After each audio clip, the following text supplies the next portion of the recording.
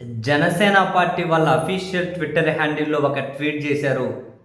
ఆ పార్టీ అధ్యక్షుడు, ఉప ముఖ్యమంత్రిగా ఉన్న వ్యక్తికి మార్షల్ ఆర్ట్స్లో అంతర్జాతీయ గుర్తింపు వచ్చినందుకు ఆయన పిఠాపురంలో ఆయన ఇంటి దగ్గరట వాళ్ళ పార్టీ కార్యకర్తలు పెద్ద సంఖ్యలో వచ్చి సంబరాలు చేసుకుంటున్నారు అని ఒక ట్వీట్, ఆ సంబరాలు చేసుకుంటున్న వీడియో కూడా. సరే, పాత బస్సులో ఉన్న మొహమ్మద్ సిద్దికి ఆయన మార్షల్ ఆర్ట్స్ ఇన్స్టిట్యూట్ ప్రమోషన్ కోసం ఏదో ఒక గౌరవార్థం అని చెప్పి ఆయన ఇన్స్టిట్యూట్ తరపున ఏదో ఒక డ్రెస్ చేతిలో కత్తి పెడితే అంతర్జాతీయ గుర్తింపు ఎట్లా వస్తుందో, ఈ ప్రమోషన్ ఏంటో మనకు అర్థం కాదు. ఇది ఎవరికైనా ఎక్కడైనా కనుక కాసింత ప్రతి మార్షల్ ఆర్ట్స్ ఇన్స్టిట్యూషన్ ఎవరెవరికి ఆ విధంగా చేస్తూ ఉంటారు ప్రమోషన్ కోసం. పోనీ అంత పక్కన పెడితే ఈ ట్వీట్ కింద 99% రిప్లైలన్నీ ఒకే కంటెంట్ మీద ఒకే కాంటెక్స్లో ఉన్నాయి. 99% రిప్లైలు. బహుశా వీళ్ళ రిప్లైలు చూసుకుంటే ఆ కామెంట్స్ చేసిన వాళ్ళకు కొంతవరకైనా న్యాయం చేస్తారేమో, వీళ్ళ ఎన్నికల ప్రామిస్ని కొంతవరకు అయినా నెరవేర్చుకుంటారేమో. మైకులు బట్టి అరుస్తూ ఉన్నారు, please job calendar. Even memes కానీ అంటే ఆ ఇమేజ్లు కూడా అట్లా తయారు చేశారు, అంటే రెడీ చేసి పెట్టారు. ఇలా మైకులు పట్టుకొని please job calendar, release job calendar. ఏమైంది? అధికారంలోకి రాకముందు ఎన్ని మాటలు చెప్పారు, అధికారంలోకి వచ్చిన తర్వాత ఉలుకు లేదు పలుకు లేదు, ఎక్కడుంటున్నారు? మేము మీరు చెప్పిన మాటలు నమ్మి ఓటేసామే. ఇప్పుడు ఏమైంది? జాబ్ క్యాలెండర్ రిలీజ్ చేయండి.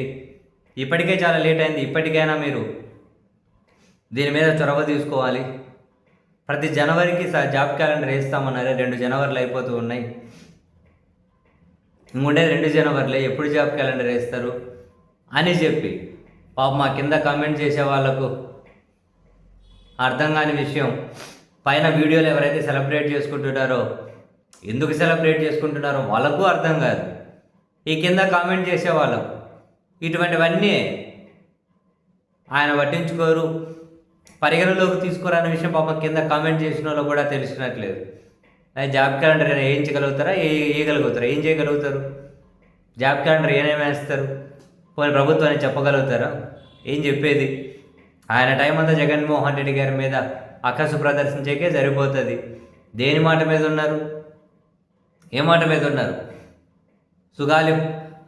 కర్నూలు ప్రీతి అనే పేరన్నా గుర్తుందా? ఏమైనా పేరన్నా గుర్తుందా? అట్లా మాట్లాడుకుంటూ పోతే ఒకటే రెండా. అదే సూపర్ సిక్స్లో 18 ఏళ్ళు నిండిన ప్రతి అమ్మాయికి, ప్రతి మహిళకు నెలకు 1500 ఇస్తామన్నారు. ఏదైనా గుర్తుందా? నిరుద్యోగ భృతి ఇస్తామన్నారు, గుర్తుందా?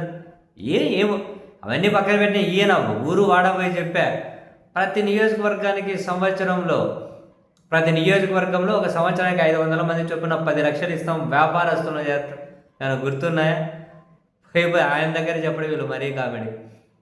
ఏదో చేస్తారని చెప్పి పాపం కింద వరుస పెట్టి కమెంట్లు, మొత్తం కమెంట్లలో 99% అవే. కానీ పట్టించుకునేది ఎవరు?